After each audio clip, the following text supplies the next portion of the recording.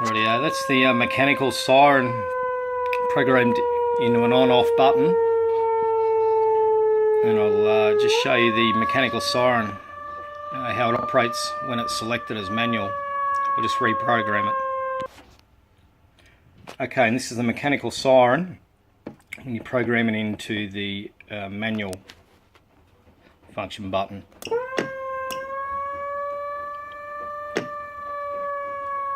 It's almost as if you're cranking this thing by hand yourself, although you're just pushing a button.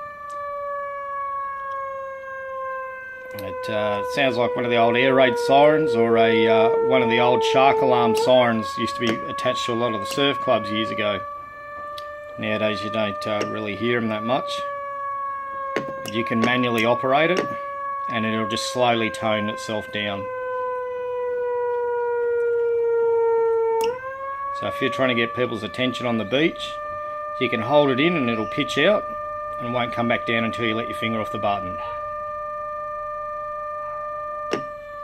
Like so. You can shut it off manually just by pushing the standby button,